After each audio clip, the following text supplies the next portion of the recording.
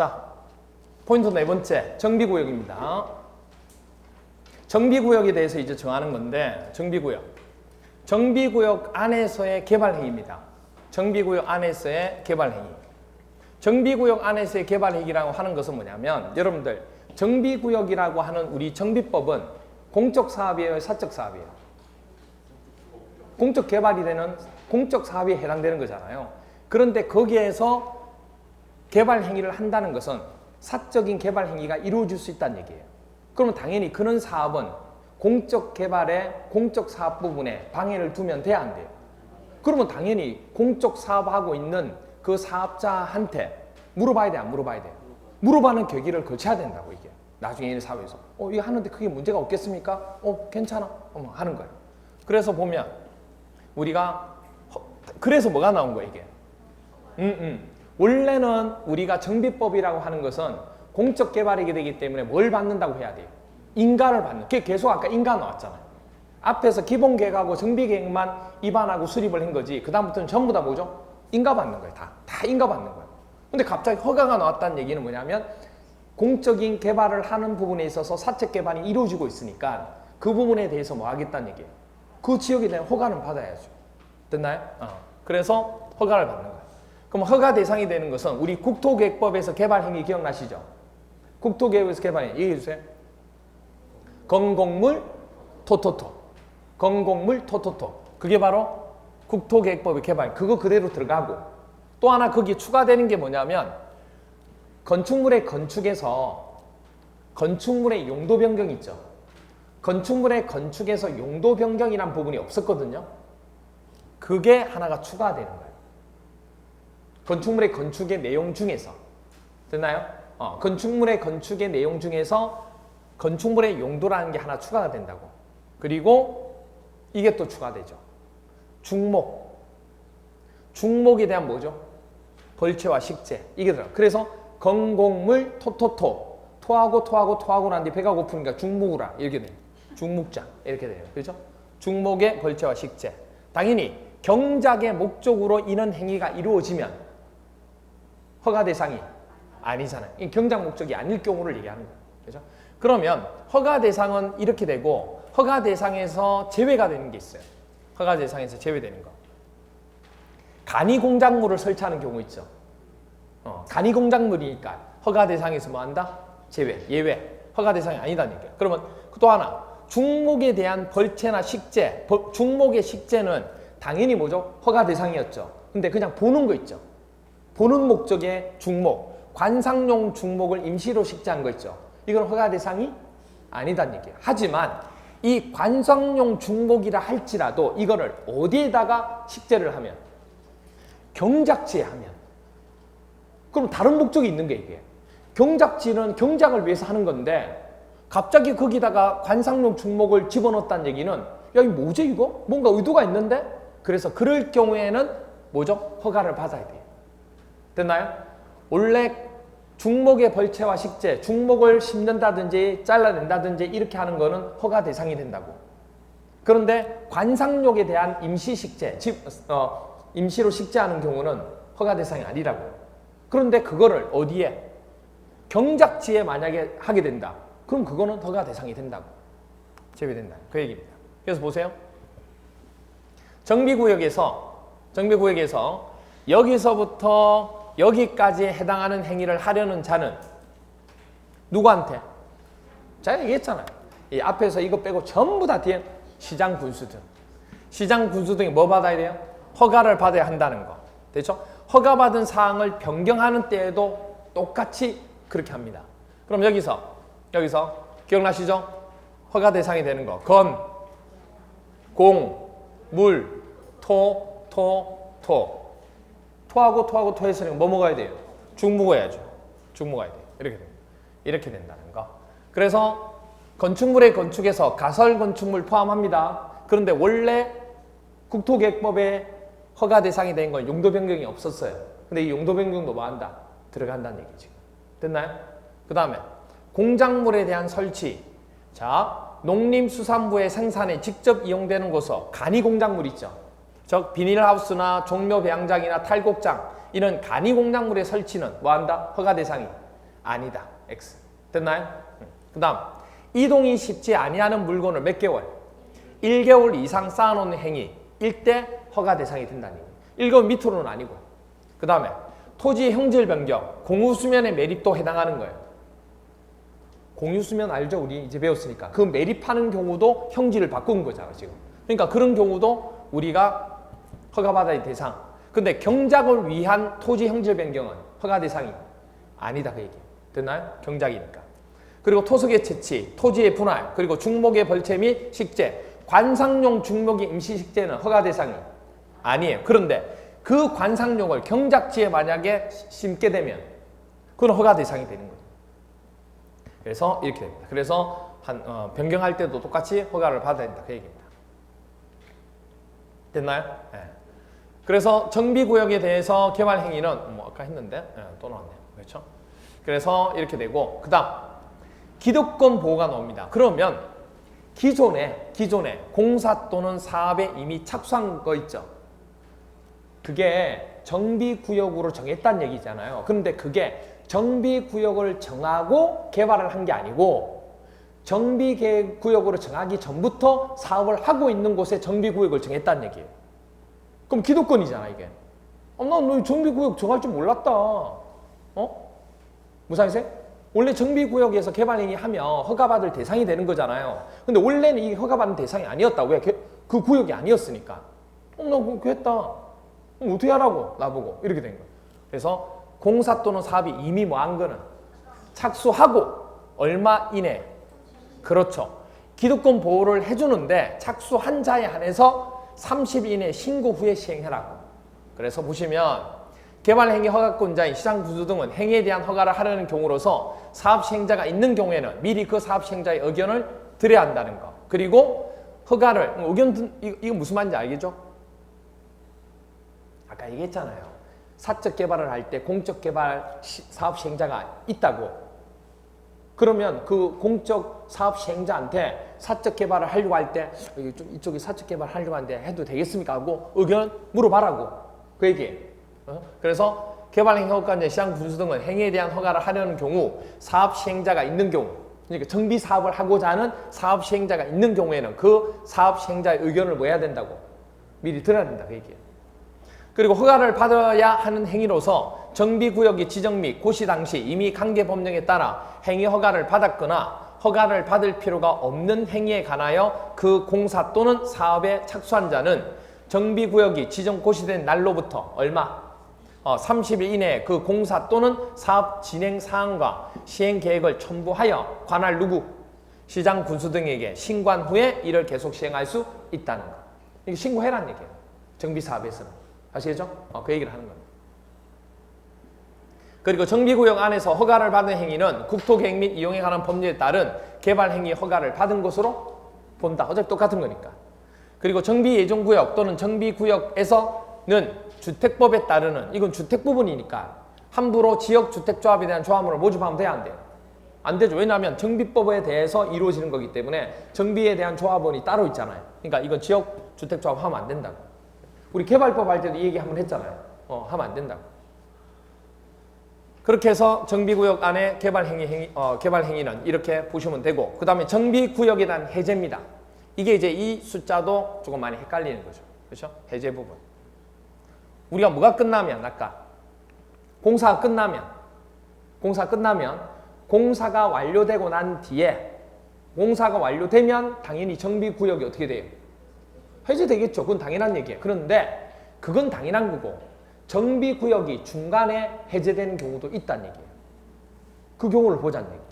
자, 먼저 조합이 시행하는 경우와 조합이 시행하지 않는 경우 두 가지가 있는데 조합이 있는 경우입니다. 조합이 시행자가 되는 경우. 그럼 조합이 나올 거예요. 먼저 정비구역 지정 예정일이 있어요. 예정일이 뭐냐면 예를 들어서 오늘 며칠이에요? 6월 7일이죠. 그럼 예를 들어서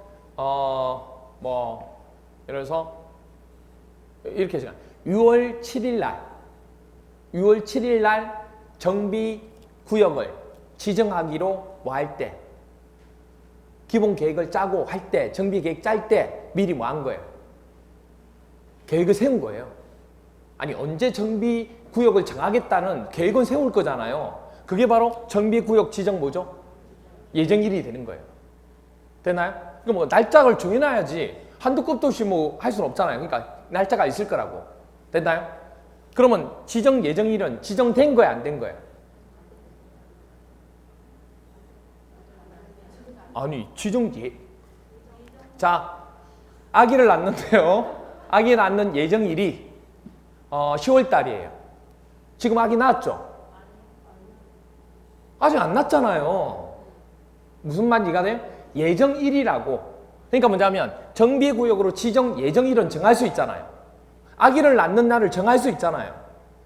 그게 정확하지 않을 수도 있지만 정할 수. 이거는 근데 그 날짜를 정하는 거는 정하는 거잖아요. 날짜가 언제 지정하겠다. 그럼 정해놓으면 그 예정일로부터 정해놓은 날짜부터 정비구역 지정 실제로 지정하는 날, 그날 바로 예정하는 날 딱 지정하면 좋죠. 근데 그날 지정 못할 수도 있어요, 없어요? 그럼요. 뭐 우리 뭐 계획 세우고 뭐 하다 보면 그 기간이 길어질 수 있다고. 아무리 길어져도 예정된 날짜에서 몇 년 이내, 3년 이내에는 반드시 지정을 해야 돼. 아니면 지정 신청이라도 해야 된다고. 왜냐하면 아니 예정한 날이 있는데 그 날 부분이 있으면 그날 예정한 날이 지정 예정일부터 이 지정한 날로부터 얼마 이내? 3년 이내에 그걸 안 했다는 얘기는 지정할 마음이 없다는 얘기잖아. 공사할 마음이. 무사히세요? 그래서 예정일이 있고 그 예정일부터 날짜를 실제로 정하는 구역을 딱 정한 그 구역을 정하는 날까지 얼마? 3년을 넘었으면 안 된다고. 무사히세요? 무조건 3년 이내에는 뭐 해야 돼요? 실제 지정을 해야 된다고. 예정을 했으면 실제 지정해야 된다고. 됐나요? 그렇게. 그리고 지정 신청도 해야 된다고. 이게 3년이에요. 됐나요? 이게 3년. 그리고 보세요.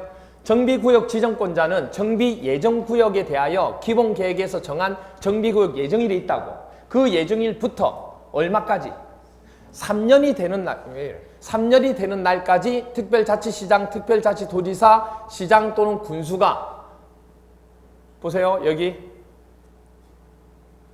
특별자치시장, 특별자치도지사, 시장 또는 군수가 정비구역을 지정하지 아니하거나 구청장 등이 정비구역 지정을 신청하지 뭐하면 아니하는 경우에는 어떻게 돼요?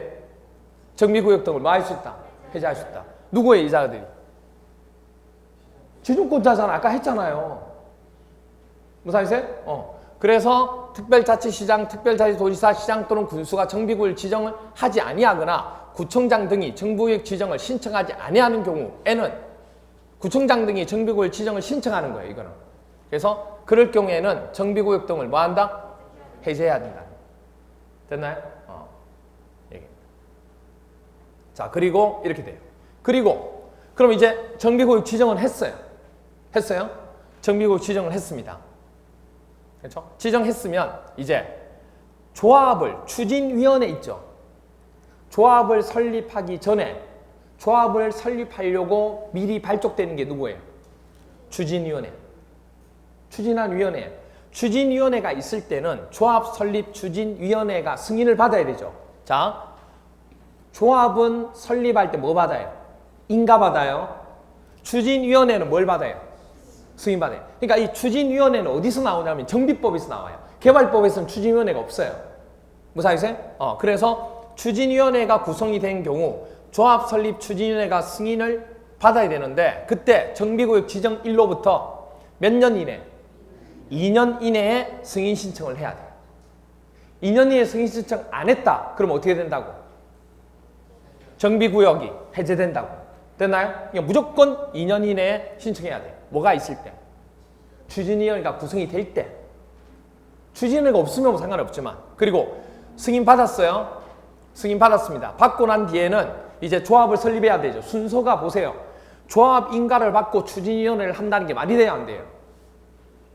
말이 안 되죠. 구역이 지정되어야 그 구역에 있는 조합이 형성이 되잖아요. 그 조합을 형성되면 그 조합을 인가받고자 추진위원회가 구성이 된다고. 순서를 기억하셔야 돼요. 구역이 지정되어야 추진위원회가 구성이 되고 추진위원회가 승인받아야고 난 뒤에 조합을 설립하겠다는 얘기예요. 됐나요? 여기 순서를 그렇게 얘기해야 돼요. 그러면 조합 설립 추진위원회가 승인되고 난 뒤에 조합 설립 인가를 받아야 되는데 몇 년 이내? 2년 이내. 2년 이내 인가 신청을 해야 돼요. 안 하면 정비구역이 해제가 돼요. 그리고 조합 설립 인가 이제 받았습니다. 그럼 이제 뭐 하면 돼? 사업을 시행하면 되죠. 그래서 나온 게 이거부터 볼까요? 추진위원회가 없을 수도 있죠. 추진위원회 없이 바로 그냥 조합을 설립할 수도 있잖아요. 난 그냥 추진위원회 같은 거 안 만들래. 안 만들어도 되잖아요. 추진위원회가 구성이 없으면 정비구역 지정하고 난 뒤부터 바로 뭐 하게 돼요? 조합 설립 신청을 하는 거예요. 이게. 그렇죠? 조합 설립 인가 신청. 이건 몇 년? 3년 이렇게 돼요. 됐나요? 이렇게 돼요. 그리고 조합 설립 인가를 했어요. 이거든 조합 설립 인가 부분까지 했습니다. 그러면 이제 실제로 사업 시행을 해야 되잖아요. 그럼 사업 시행하기 위해서는 사업 시행 계획을 짜야 되죠. 그 사업 시행 계획 인가는 얼마 이내? 3년 이내에 인가 신청을 해야 돼요. 그래서 여기가 끝이에요. 왜냐하면 사업 시행 계획 인가가 끝나면 정비구역이 해제되는 경우의 사례는 공사가 끝나는 것밖에 없어요. 됐나요? 여기가 끝이라고. 어디서부터? 정비구역 지정 예정일부터 사업 시행 계획 인가 신청까지가 끝이라고. 됐나요? 그러면 이거는 조합이 있는 경우죠. 그럼 조합이 없이 사업이 시행되는 경우도 있어요, 없어요? 있죠. 그럼 조합이 빠지는 거예요. 그러면 조합 빠지면 이게 빠지는 거죠. 이 두 개가 빠지죠. 그렇잖아요. 그럼 앞에 두 개는 똑같겠네요. 이거부터 볼까요? 정비구역 지정권자는 조합이 시행하는 재개발 사업, 재건축 사업으로서 재개발 사업이나 재건축 사업으로서 토지 등 소유자가 정비구역으로 지정 고시된 날로부터 아까 예정일은 벌써 했으니까 조합 설립 추진위원회 승인을 신청하지 아니하는 경우 얼마? 2년이 되는 날까지. 그리고 추진위원회 승인일로부터 몇 년? 2년이 되는 날까지 조합 설립 인가를 신청하지 아니한 경우 해제. 그리고 추진위원회를 구성하지 아니하는 경우 토지 등 소유자가 정비구역으로 지정 고시된 날로부터 몇 년? 3년이 되는 날까지 조합 설립 인가를 신청하지 아니하는 경우. 그리고 조합이 설립 인가를 받은 날로부터 몇 년 되는 날까지 3년이 되는 날까지 사업 시행 인가 신청 아니하는 경우에는 정비구역 해제한다고. 되죠? 자, 그럼 보세요. 조합이 없는 경우, 조합이 시행하는 경우가 아닌 경우입니다. 그죠? 조합이 시행하는 경우 아닌 거. 그럼 먼저 정비구역 예정일부터 정비구역 지정일까지 몇 년 이내? 이거 똑같아요. 3년 이내에 지정을 하든지 지정권자가 아니면 그렇죠. 입안권자가 신청을 하든지 그렇죠? 왜 없어?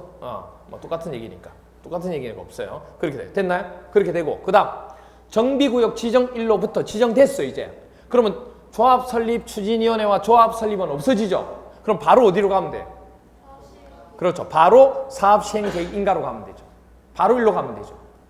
그럼 이때 기간은 그렇죠. 딱 봐도 두 개 합쳐야 되겠죠. 그렇다고 7년 아니고 몇 년? 5년 이내에 인가 신청을 해야 돼요. 됐나요? 이렇게 돼요. 됐어요?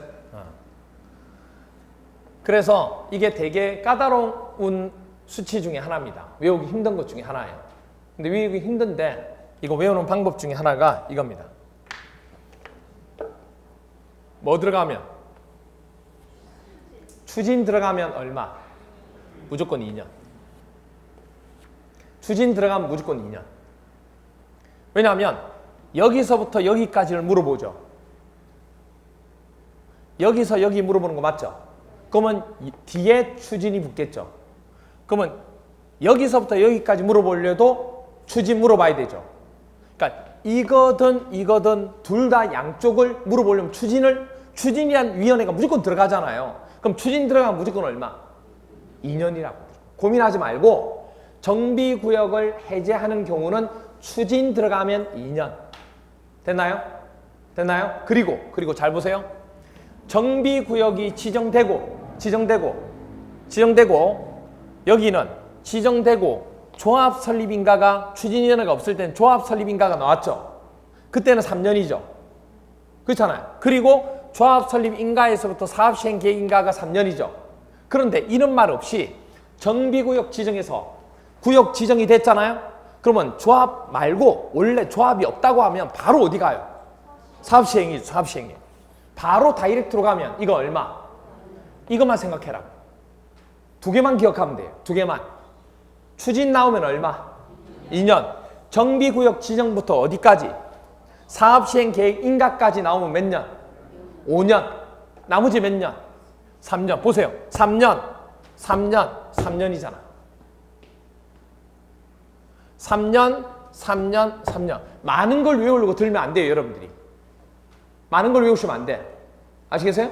그러니까 머릿속에 정비구역을 해제하는 조건은 추진 들어가면 2년, 추진이란 글자 들어가면 무조건 2년. 됐나요? 그리고 정비구역 지정일부터 사업 시행 계획 인가 신청 다이렉트 간 거예요. 이것만 얼마? 5년. 나머지 나오면 이게 아닌 두 가지 경우 아니면 무조건 3년. 확인합니다. 보세요. 자, 정비 지정권자는 정비구역 지정자, 정비 예정구역에 대해서 기본계획 정한 정비 예정일이죠. 예정일 나왔잖아요. 예정일 나오고 추진 없죠? 그럼 몇 년? 3년. 고민할 게 없어. 3년. 그죠? 자.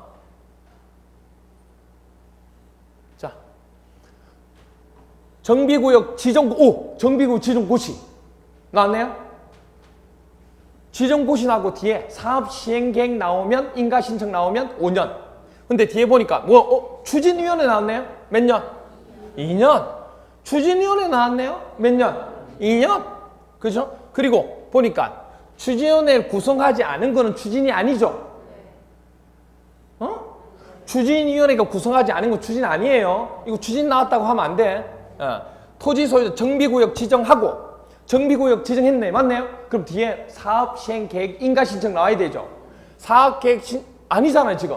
그게 나와야 5년인데. 그럼 몇 년? 3년. 그 다음에 뭐예요? 조합 설립. 조합 설립 나오면 안 되잖아요. 몇 년? 3년. 됐나요? 그 다음 보세요. 토지 등 소유자가 재개발 사업으로 토지 등 소유자 정비구역 지정. 뒤에 사업 시행 계획 인가 신청. 5년. 끝. 됐나요? 그렇게 해서 간다고. 그러니까 머릿속에 뭐냐면 정비구역 해제는 추진이라는 글자만 나오면 얼마? 무조건 2년. 됐나요? 그 다음에 추진이라는 글자 안 나오고 정비구역 지정하고 그리고 뒤에 사업시행계획 인가 신청 나오면 무조건 5년. 나머지 나머지 뭐 그 말 없으면 무조건 3년. 그렇게 기억해라. 안 그러면 외우기 힘들어요. 됐나요? 네. 그렇게 돼요. 그래서 여기까지 하면 정비구역에 대한 지정에 대한 설명입니다. 그렇죠? 그 다음에 정비사업에 대한 시행 방법. 정비사업에 대한 시행 방법입니다. 시행 방법. 먼저 주거환경 개선 사업입니다. 아까 정비사업 시행 방법, 정비사업 방법은 정비사업에는 주거환경 개선 사업도 재개발 사업도 재건축 사업 세 가지가 있었던 거 기억나죠? 먼저 주거환경 개선 사업이에요. 주거환경 개선 사업의 시행 방법이 있어요. 주거환경 개선 사업을 하는 방법은 이렇게 나옵니다. 스스로 개량하는 방식이 있고요. 그 다음에 수용 방식이나 환지 방식이나 관리 처분 방식 다양하게 있어요. 또 같이 쓰는 혼용 방식도 있어요. 문장으로 한번 볼게요. 주거환경 개선 사업, 그러니까 여러 가지 많은 사업이 나왔다. 그럼 주거환경 개선 사업이라고 보면 돼요. 사업 시행자가 정비구역에서 정비기반 시설 및 공동이용시설을 새로 설치하거나 확대하고 토지 등 소유자가 어떻게 스스로 주택을 보존 정비하기 위해서 돈을 부담해 주는 거예요. 시나 지자체에서 해라고. 그렇게 해서 정비하거나 개량하는 방법, 스스로 개량 방식이 있고 그 다음에 사업 시행자가 정비구역의 전부 또는 일부를 뭐해서 수용하여 주택을 건설한 후 토지 등 소유자에게 우선 공급하거나 대지를 토지 등 소유자 또는 토지 등 소유자 외자에게 공급. 이게 뭐죠? 수용 방식이잖아. 그 다음에 사업 시행자가 환지로 공급하는 방법. 환지는 뭔지 아시죠? 이제 배웠으니까. 그게 환지 방식. 사업 시행자가 정비구역에서 인가받은 관리처분 계획에 따라, 우리 관리처분 기억나시죠? 분양계획. 분양계획에 따라서 주택이나 부대시설, 복리시설을 건설해서 공급하는 이게 관리처분 방식. 이거에 해당하는 방법 또는 이를 혼용하는 방법 쓰는 건 주거환경, 이렇게 많은 건 주거환경 개선 사업밖에 없어요. 그래서 수수료 계량 방식 쓰는 것도 주거환경 개선 사업밖에 없고, 그 다음에 수용 방식도 주거환경 개선 사업밖에 없고, 그 다음에 환지 방식하고 관리처분 방식은 뒤에서 나와요. 다른 방식에도. 그래서 이렇게 많이 쓰는 거 하면 주거환경 개선 사업. 그래서 수수료 계량 방식, 수용 환지, 관리처분 방식. 그럼 수수료 계량 방식은 아까도 얘기했지만 주거환경 개선 사업은 주로 지자체에서 해요. 지자체에서 하는 사업이에요. 그래서 시장, 군수 등이 밑에 세 번째 서열이 있죠. 세 번째 서열이 직접 사업을 뭐죠? 시행할 수도 있고, 아니면 시장, 군수 등이 토지주택공사 등이 있죠. 공공업체, 공공기관을 뭐 할 수 있어요? 지정한 토지주택공사 등이 누구예요? 한국토지주택공사 또는 지방공사. 그렇죠. 지방공사. 그렇죠?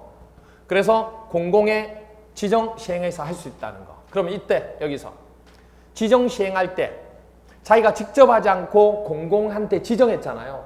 그럼 지정할 때 그 사업을 하고자 하는 토지 소유자가 아니 지자체 너희들이 직접 하는 거 아니야? 네, 우리 직접 안 해. 내가 직접 하려고 했는데 아유 좀 힘들어서 그냥 믿을 수 있는 사람들이니까 내가 좀 할게. 그래도 너희 직접 안 하잖아. 그래서 그때는 이렇게 합니다. 토지 등 소유자의 과반수 동의를 얻어서 지정자를 시행할 수 있어요. 공공이지만. 아시겠어요? 원래 직접 시행을 해야 되는데 스스로 개랑 사업일 때 할 때는 이렇게 토지 등 소유자의 과반수 동의를 얻어요. 그리고 시장 군수 등이 이렇게 해서 직접 하든 시행을 하든 아니면 토지주택공사 등을 통해서 지정해서 시행을 하든, 그러니까 주로 뭐냐면 거의 다가 주거환경 개선 사업은 지자체가 아니면 주로 어디? 공공기관에서 하는 거예요. 그런데 시행을 하는 거지 직접 공사하는 건 아니죠. 그럼 시행자가 직접 공사할 누굴 뽑아야 돼요? 시공자 뽑아야 되잖아요. 그렇죠. 시공자 뽑아야 되죠. 그때 시공자를 뽑을 때 뭐 이 주택공사 등만 해당되는 게 아니고 시장, 군수 등이 누굴 뽑을 때요? 시공자를 선정할 때 뭐 한다고요? 경쟁 입찰. 어차피 지자체가 하는 거니까 투명하게 경쟁 입찰. 근데 경쟁 입찰에서 낙찰이 안 되는 경우 있죠. 2회 걸쳐서. 그러면 수의계약으로 할 수도 있다는 얘기. 이렇게 됩니다. 됐죠? 그리고 수용이나 환지나 관리 처분 방식. 이건 내용 보면 시장, 군수 등이 직접 정비 사업을 시행하거나 토지주택공사 등 또는 지정개발자를 사업시행자로 뭐 하는 경우, 지정한 경우 사업시행자는 사업시행자 지정 고시 후 경쟁 입찰 또는 수의계약 방법으로 건설업자 또는 등록사업자를 시공자로 뭐 한다고요? 선정해야 된다고. 되죠? 그 얘기를 하는 거예요. 그 다음에 수용이나 환지나 관리 처분 방식도 마찬가지입니다. 시장, 군수 등이 뭐 할 수 있어요? 직접 시행할 수 있습니다. 아니면 시장, 군수 등이 아까처럼 토지주택공사 등이나 법인 등을 지정해서 뭐죠? 시행할 수도 있습니다. 아니면 시장, 군수 등이 공동으로 지정할 수도 있어요. 잘 보세요. 그러니까 절대 뭐냐면 민간업체가 그냥 들어가지는 않아요. 민간업체가 그냥 안 들어가요. 민간업체가 그냥 들어가면 불안하기 때문에 이게 항상 뭐냐면 이 주거환경 개선 사업은 지자체가 하는 게 원칙이기 때문에 그래서 항상 건설업자, 민간업체를 낄 때는 토지주택공사 등이나 법인 시행자가 여기 화살 표시 있죠. 누굴 얘기하냐면 여기를 얘기하는 거예요. 이 시행자와 민간건설업체가 뭐 하도록? 공동으로 같이 하도록 해야 되지 건설업자만 하도록만 놔두지 않겠다는 얘기예요. 그래서 거의 주거환경 개선 사업은 시장, 군수 등이 직접 하든지 아니면 공공기관을 지정하는 거구나 이렇게만 기억하면 돼요. 그러니까 이 주거환경 개선 사업은 공적인 성격이 강한 거예요. 사적인 성격보다. 그럼 이거 개선할 때 나중에 임대주택이나 이런 거 할 수 있어요, 없어요? 가능하죠. 왜냐면 공적 개발의 형태가 워낙 성격이 크니까. 그렇죠? 네. 사적인 성격이 크면 임대주택 안 하겠다고 얘기할 수 있잖아요. 그렇죠? 예. 그러면 수용하거나 환지나 관리 처분 방식으로 할 때, 즉 수용이나 환지를 하려면 당연히 토지 소유자의 뭐 얻어야 돼요? 동의를 얻어야 되잖아, 이게. 수용하려고 하면, 환지하려고 하면. 그렇죠? 그래서 그때는 토지 또는 건축물의 소유자 또는 지상권자의 얼마 이상의 동의. 자, 보세요. 자, 여기서부터 이제 기억하실 게 도시개발법하고 국토계획법은 분수 나올 때, 동의 얻는 분수 나올 때 뭐가 나왔어요? 사람수 나오면 2분의 1, 토지 면적 나오면 3분의 2였죠.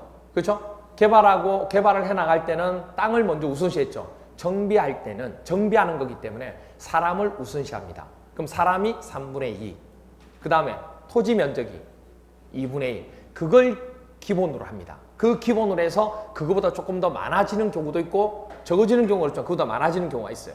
그게 기본이에요, 일단. 아시겠죠? 그러면 사람이죠. 그럼 얼마 돼요? 3분의 2.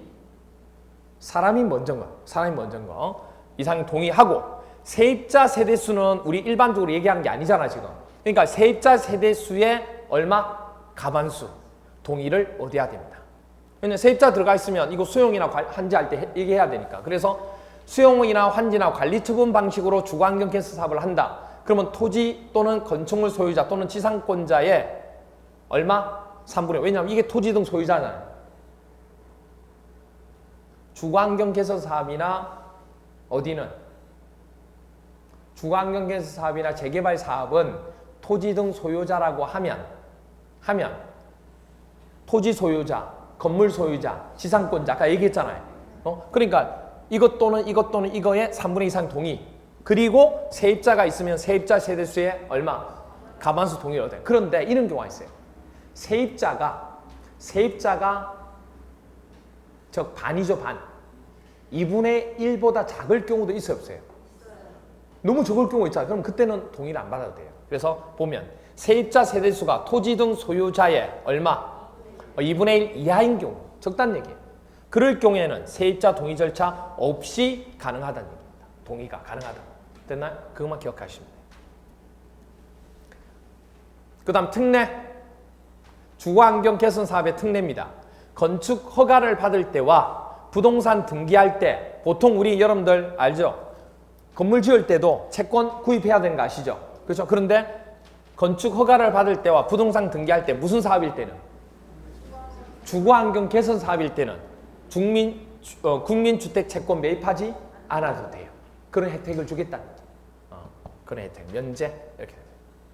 그래서 보시면 주거환경 개선 사업에 따른 건축 허가를 받은 때와 부동산 등기를 하는 때에는 주택도시기금법에 국민주택 채권의 매입에 관한 규정을 적용하지 아니한다. 됐나요? 이렇게 됩니다.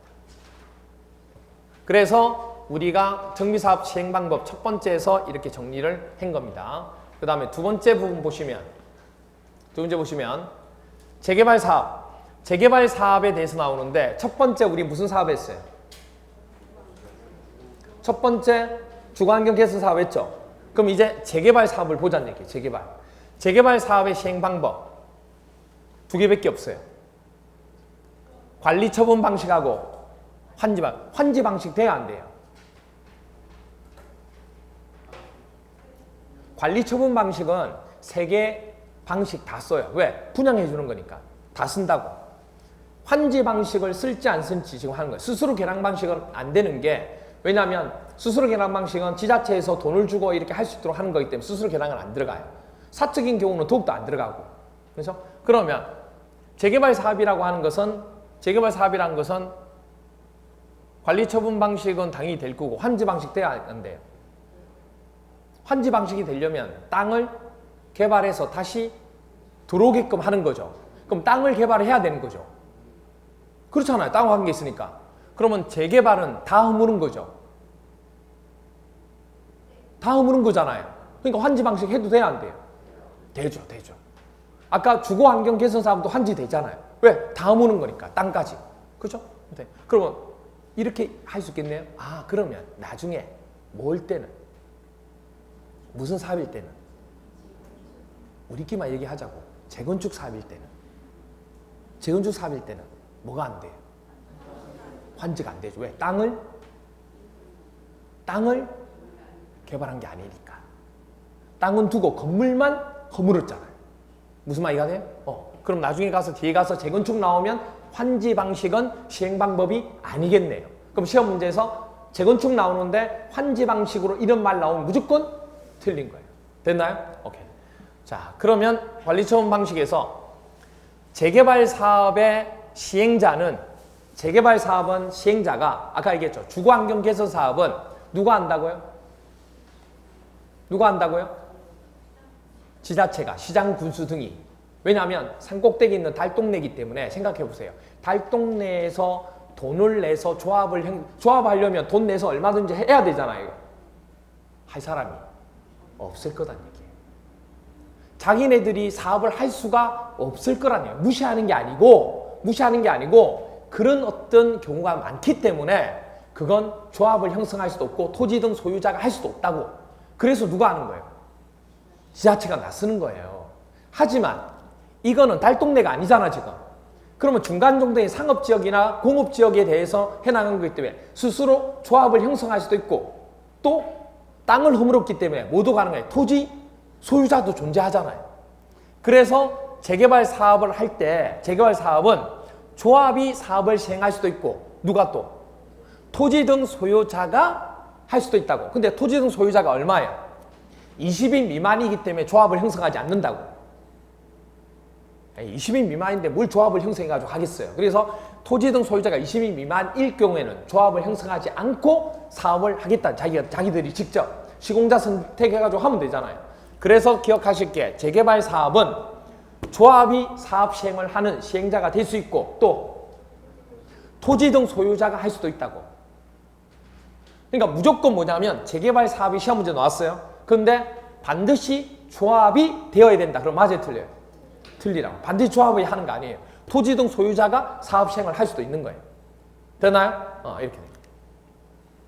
자, 그러면 조합이 만약에 사업 시행자다. 그러면 조합이 직접 시행할 수 있어요, 없어요? 있죠. 조합이 직접 시행할 수도 있고 그 다음에 조합이 공동으로 할 수도 있어요. 누가 하고? 시장 군수 등이나 아니면 토지주택공사 등이나 아니면 건설업자나 그 외에 하고 같이 할 수도 있다고.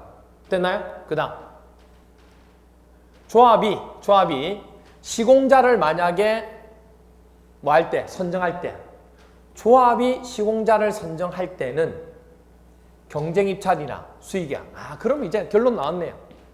정비사업에서 시행자가 누굴 정할 때?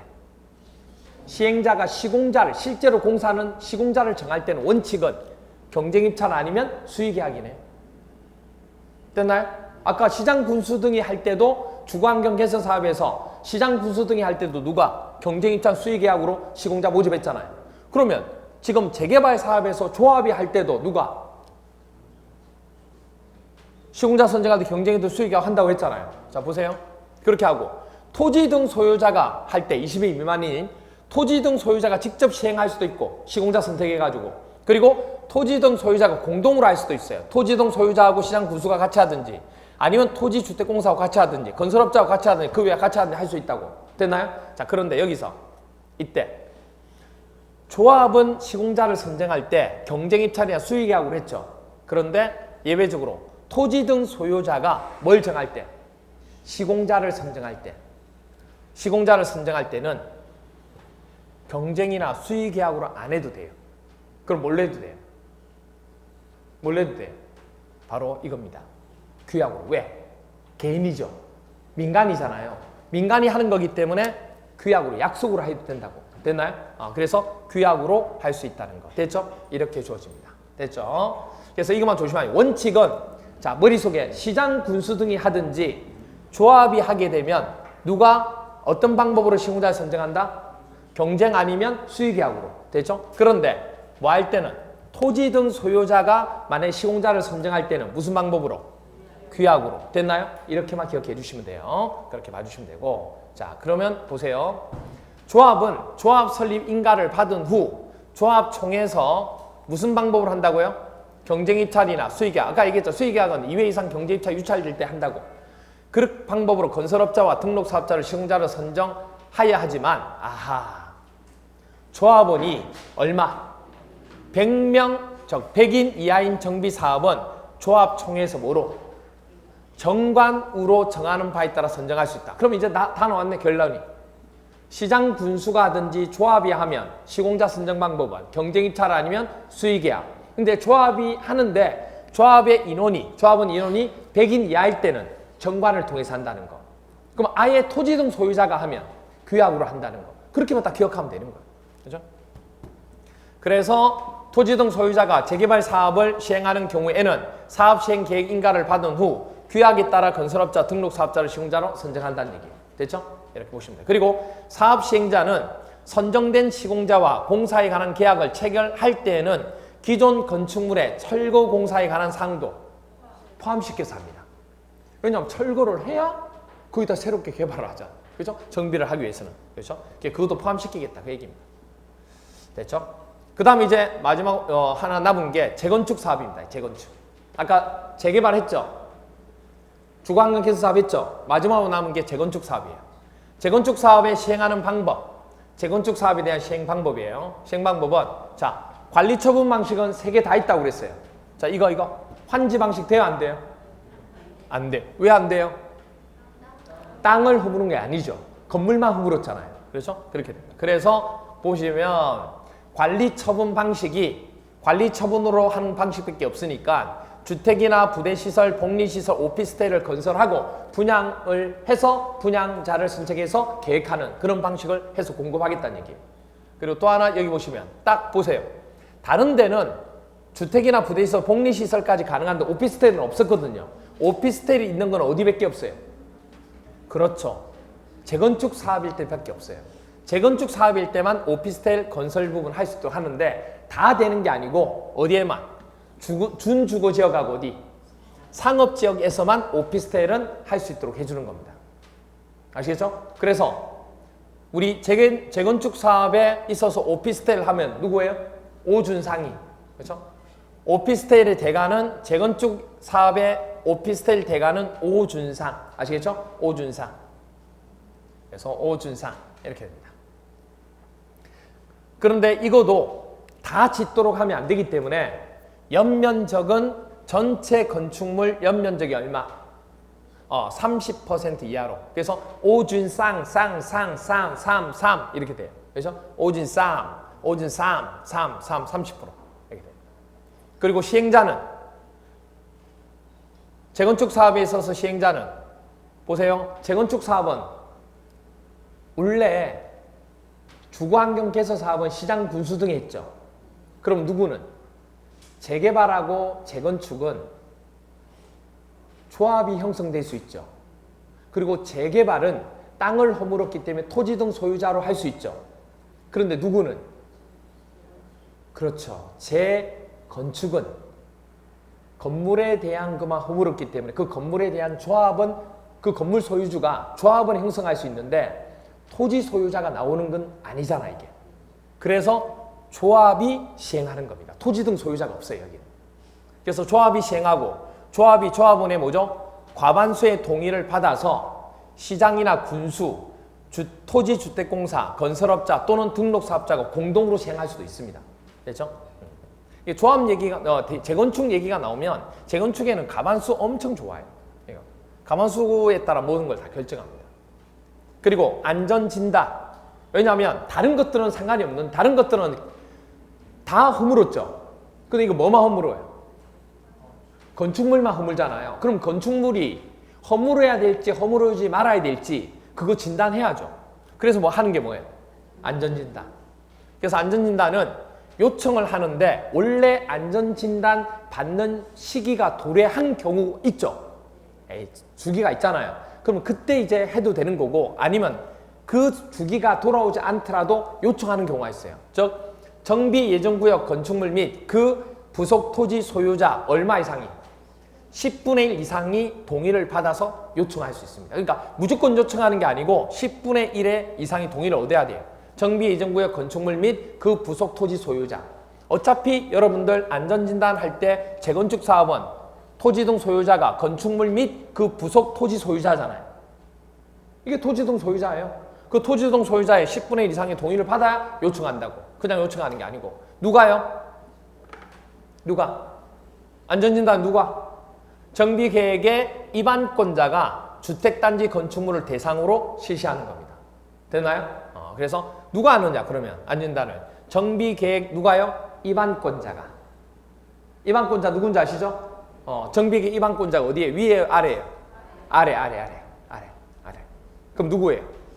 시장 군수 등이죠.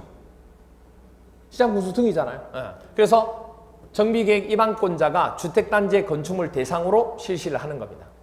그리고 주택만 해요? X. 뭐도 해요? 복리시설도 같이 해요. 아시겠어요? 주택만 하는 거 아니에요. 복리시설도 해요. 건축물을 하는 거지. 그렇죠?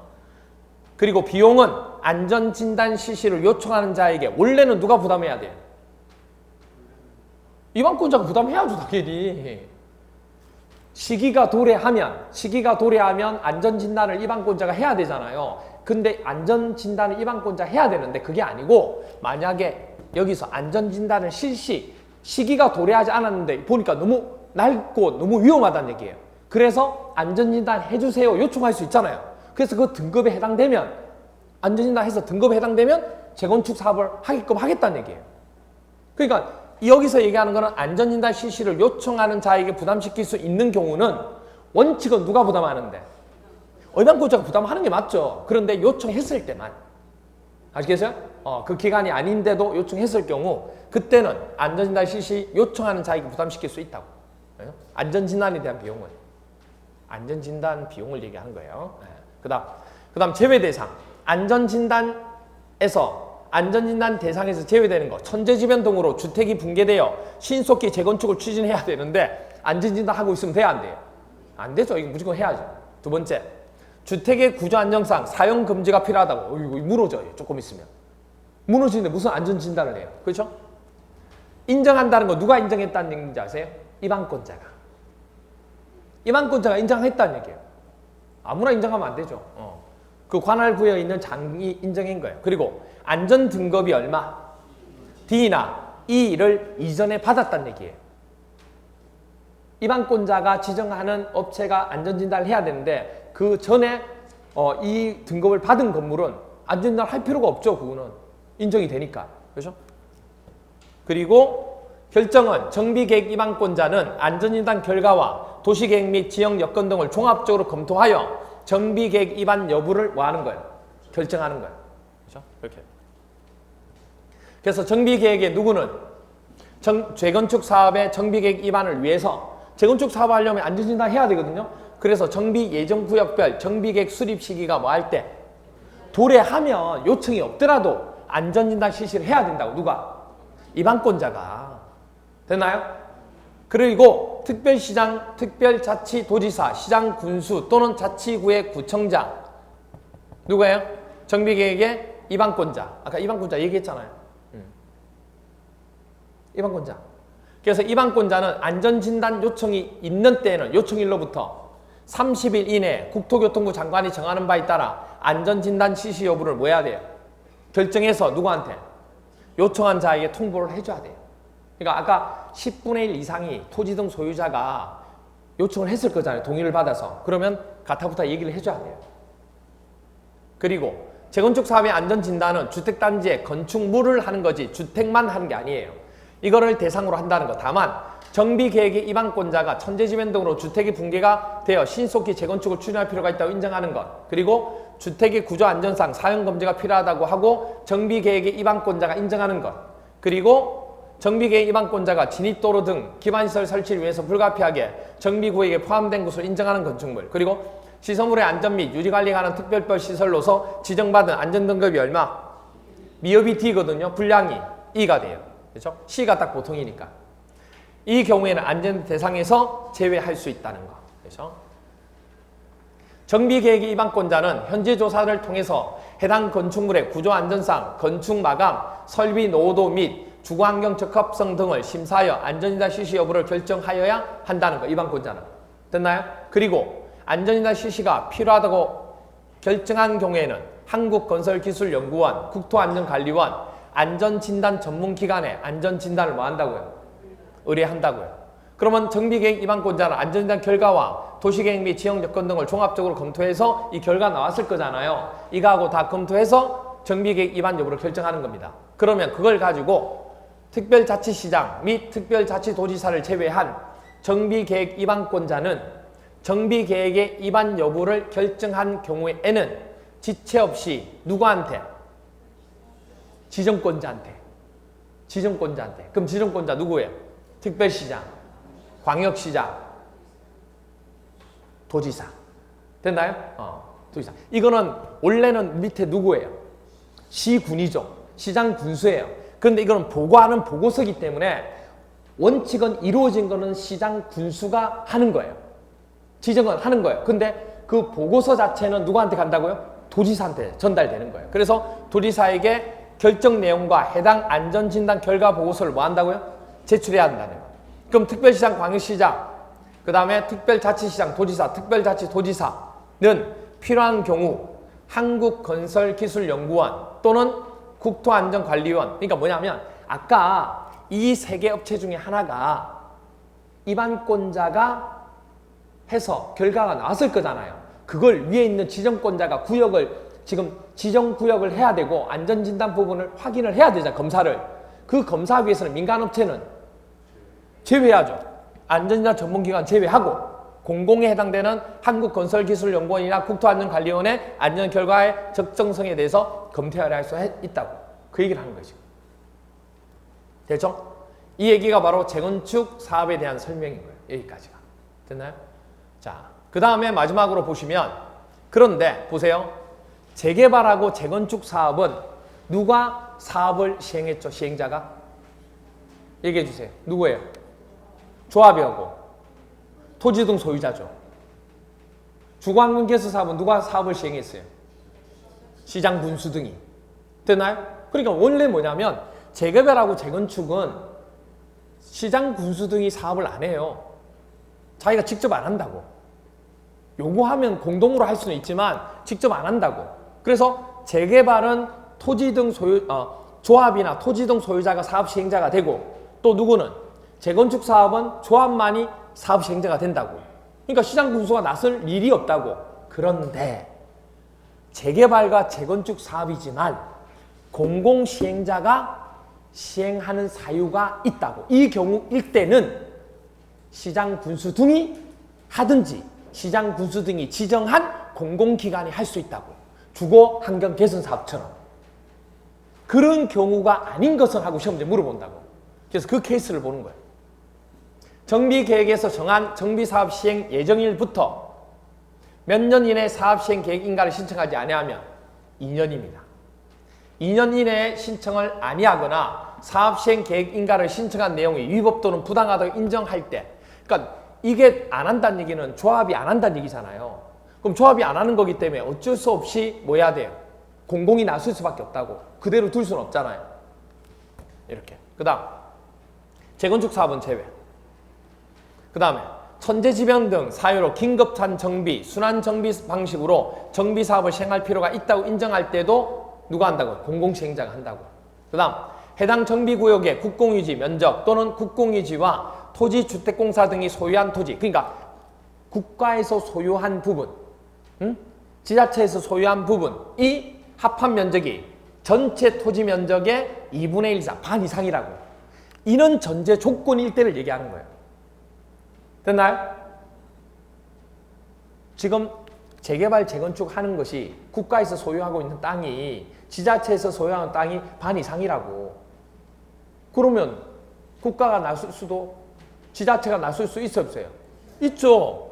그럴 때 한다고. 그리고 대신에 이상으로서 토지 등 소유자가 가반수가 시장 군수 또는 토지주택공사 등이 사업시행으로 지정할 것에 뭐 할 때? 동의할 때. 그러니까 보세요. 이렇게 어차피 반 이상을 토지하고 있으니까 반반 해야 되죠. 가반수가 반은 아니지만 반을 넘는 거지만 보세요. 반반 해야지 하나가 되잖아. 그렇게 기억하시라고. 아시겠어요? 국공유지가 차지하는 게 반 이상이면 토지 등 소유자가 나머지 반이 있을 거잖아요. 그럼 나머지 반이 합쳐지면 된다고. 반반. 됐나요? 대신 가반수. 그 다음 이거하고 다르게 해당 정비구역의 토지 면적 나왔어요. 얼마? 2분의 1. 오케이. 아까 얘기했잖아요. 토지 면적 2분의 1. 이상의 토지 소유자와 토지 등 소유자 나왔어요. 얼마? 3분의 2 이상에 해당하는 자가 시장 군수 등 또는 토지주택공사 등을 사업시행자. 이거는 반 이상이 그거란 얘기가 없잖아요. 그러니까 가반수 얘기가 없죠. 됐나요? 이렇게 된 거예요. 이거 두 개만 안 헷갈리면 돼요. 이거는 왜 가반수냐면 반반. 이거는 반이란 얘기가 없잖아 지금 국공유지가. 다 그냥 일반적인 토지, 민간 부분 토지예요.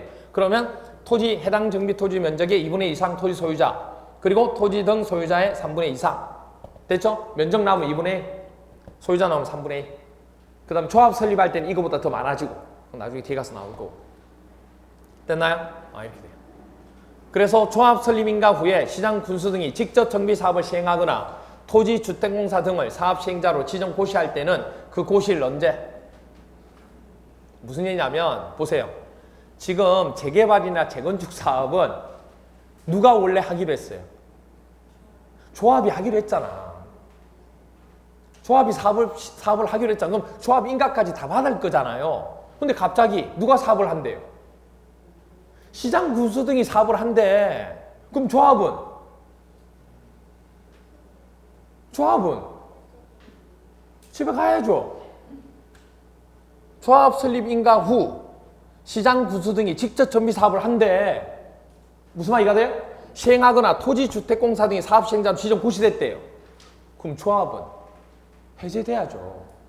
어쩔 수 없잖아. 이제 할 게 없는데. 그래서 고시일 다음 날에 추진위원회 구성인 또는 조합 설립 인가가 뭐가 된다고? 취소가 될 수밖에 없다고. 무용지물이잖아. 그래서 조합이나 이게 된 이유는 뭐냐면 이거 사업을 하려고 만들어졌는데 못하잖아 지금. 그렇죠? 그 얘기입니다. 됐나요? 그래서 우리 마지막으로 정비사업 시행 방법까지 설명을 좀 드린 겁니다. 됐나요? 그래서 오늘 여기까지 설명해요. 다음 주에 이 뒷부분 6, 7, 8, 9 내용이 좀 돼요.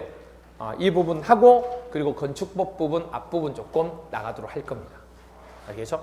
이렇게 다음 주에 정비법이 양이 좀 많아서 두 번 나누어서 지금 나가는 거예요. 아시겠죠? 오케이. 그래서 오늘 여기까지 해주시면 되고 여기까지만 복습만 해주시면 다음에 그 내용 가지고 할 수 있을 것 같아요. 됐죠? 오케이. 오늘 여기까지 하도록 할게요. 수고했습니다.